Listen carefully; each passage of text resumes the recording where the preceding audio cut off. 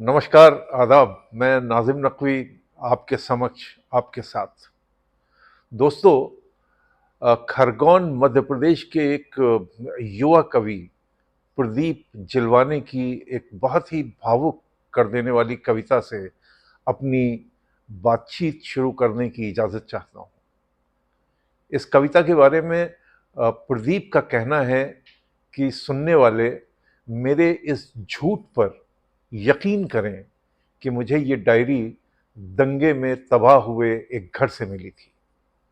इस कविता का शीर्षक है एक मुसलमान लड़के की डायरी का आधा अधूरा पृष्ठ।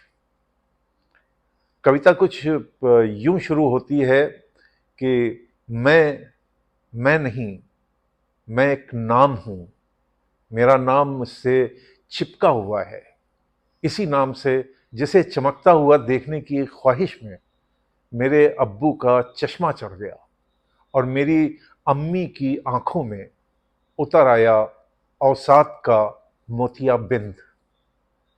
यही नाम जो मुझ में आकांक्षाएं पैदा करता रहा बरसों तक और मुझे हताशा के भीषण दौरों से बाहर लाता रहा वक्त बेवक्त। यही नाम जिसने मुझे पहचान दी घर मोहल्ला स्कूल और शहर तक। यही नाम मेरा यानी मेरी पहली मोहब्बत इन दिनों मेरे ख्वाबों में आकर मुझे चिढ़ाने लगा है और दिन के उजाले में ख्वाब भर देता है मुझ में। एक झिझक के साथ खुलता है इन दिनों मुझ में मेरा नाम और अंदेशों के बीच झूलता है और सड़कों पर विचरता है किसी बम की तरह। मैं अपने इसी भरे पूरे नाम से छुटकारा पाना चाहता हूं। काश कि मैं दुनिया को नामहीन कर पाता। शेक्सपियर, तुम गलत थे। नाम में बहुत कुछ रखा है। दोस्तों, सियासत के पेड़ में चुनाव की बौर लग चुकी है और उसी के साथ एक पुरानी बहस नए कपड़े बदलकर फिर चौपालों में आकर बैठ गई है। ये टॉपिक, ये विषय है देश में मुसलमानों का पर्सपेक्टिव, उनका नुक्ताए नज़र। हो सकता है कि ये वीडियो थोड़ा लंबा हो जाए, लेकिन आप सबसे गुजारिश है कि इसे अंत तक देखिएगा ताकि पूरी पिक्चर साफ हो जाए। भारत जैसे विविधतापूर्ण देश में अलग अलग समुदायों के अलग अलग दृष्टिकोणों को और चिंताओं को समझना अहम है। आइए भारत में सियासत के लैंडस्केप पर मुस्लिम समुदाय की एक्सपेक्टेशंस का, उनकी उम्मीदों का और चिंताओं का पता लगाएं। चुनाव के मौसम में इस समुदाय की लाचारी और मजबूरी बयान करने वाले न जाने कितने आंकड़े नेताओं की चिंता में शामिल हो जाते हैं, मगर आम दिनों में इस पर कोई व्यापक बहस जानबूझकर नहीं की जाती और वो लोग भी ऐसा नहीं करना चाहते जिनकी सियासी दुकान इन्हीं के भरोसे चलती है। तो यथार्थ के इस आईने में मुसलमान किसे अपना समझें और किसे नहीं, ये सवाल लगातार उनका पीछा करता है। इनमें ऐसे लोग भी मिल जाएंगे जो इस सिचुएशन के लिए मुसलमानों को ही जिम्मेदार मानते हैं। ऐसी राय रखने वालों के मुताबिक मुसलमान मदरसों के खुल जाने को ही अपनी जीत समझ लेते हैं। उन्हें लगता है कि अगर उनकी मजहबी आज़ादी को माना जा रहा है तो वो उनके लिए काफ़ी है। लेकिन अब हालात बदल रहे हैं और इसे बदल रहे हैं मुस्लिम यूथ, जो अपना चेहरा तरक्की के हर पायदान पर देखना चाहते हैं। उन्हें लगता है कि मदरसों की मदद करके कुछ रोजगार तो दिए जा सकते हैं, लेकिन इससे सामाजिक पिछड़ापन नहीं दूर होने वाला है। मुसलमानों को देश के मौका परस्त सियासी नेताओं के अलावा अपने समुदाय के मजहबी संगठनों से भी दो दो हाथ करने पड़ रहे हैं।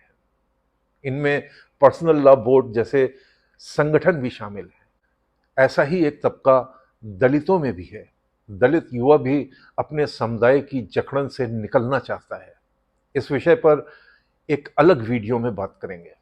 अभी लौटते हैं अपने आज के सब्जेक्ट पर कि मुसलमान क्या सोचता है। तो मुसलमानों में भी ये इच्छा है कि देश में अमन चैन का माहौल रहे। वो इसे न सिर्फ आत्मसम्मान का मामला समझते हैं, बल्कि अपनी देशभक्ति के इजहार के तौर पर भी इसे देखते हैं। क्यों?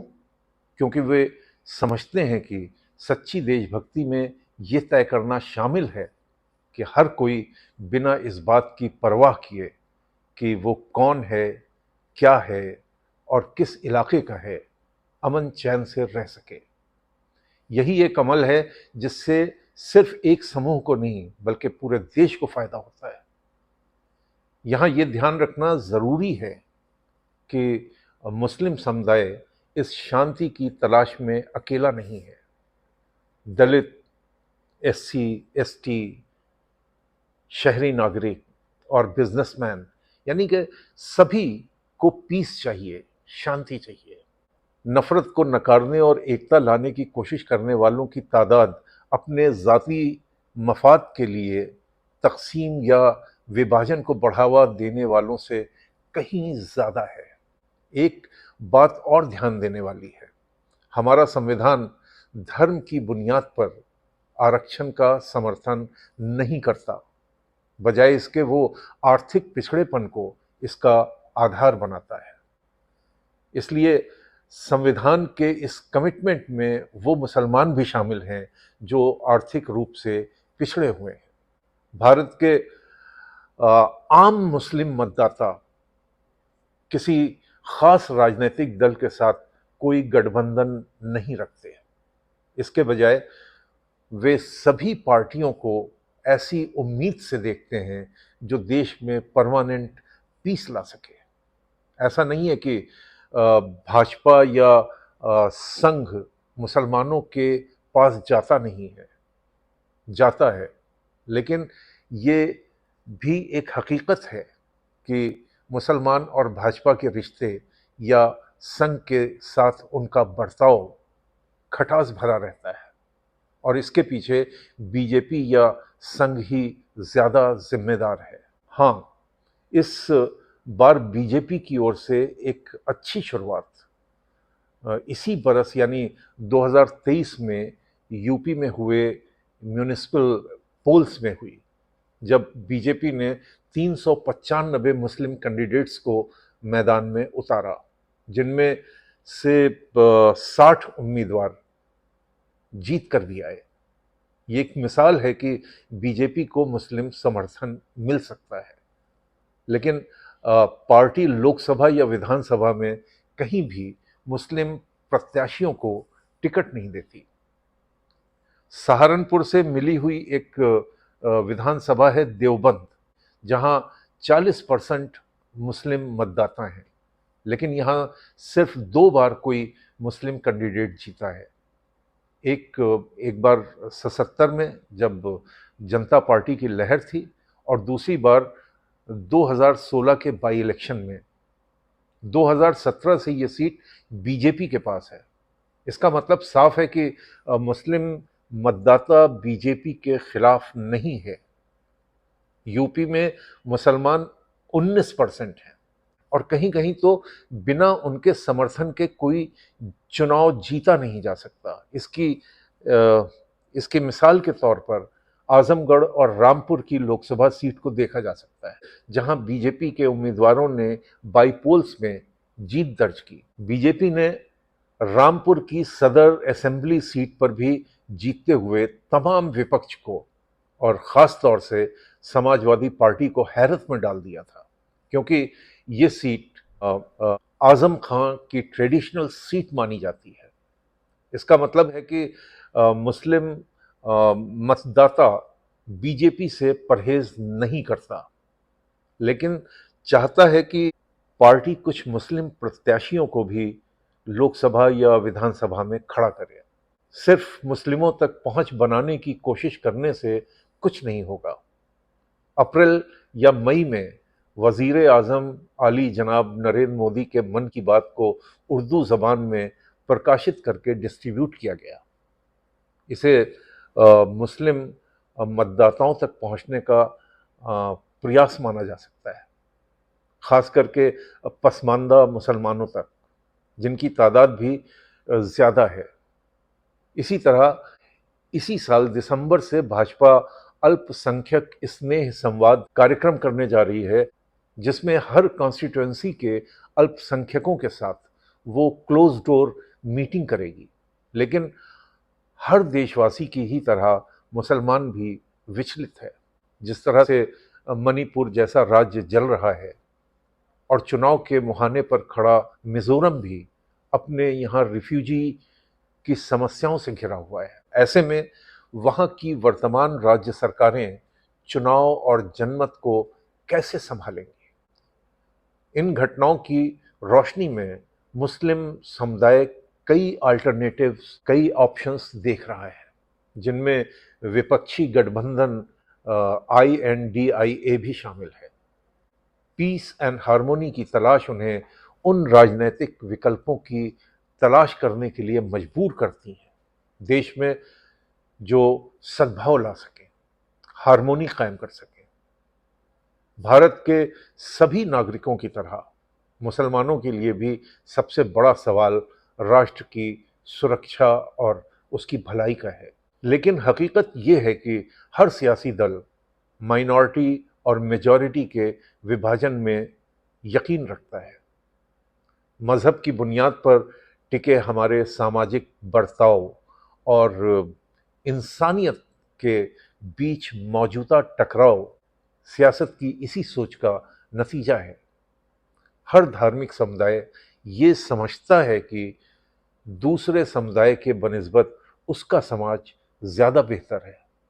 इस यकीन के पीछे सबके अपने अपने तर्क हैं, दलीलें हैं। लेकिन क्या ऐसी किसी सोच के साथ अनेक धर्मों और संस्कृतियों वाले देश में एकता के साथ रहा जा सकता है? इसका एहसास अगर हमें वक्त रहते नहीं हुआ तो 21वीं सदी के भारत से जुड़ी उम्मीदों को मंजिल तक पहुंचाना मुश्किल हो जाएगा। आज हमारे साथ जुड़ने का शुक्रिया, क्योंकि हमने भारत में मुस्लिम समुदाय के नज़रिए का पता लगाने की कोशिश की। याद रखिए, अलग अलग नज़रियों को समझना अधिक समावेशी और हार्मोनियस सोसाइटी की पहली बुनियाद है, पहला कदम है।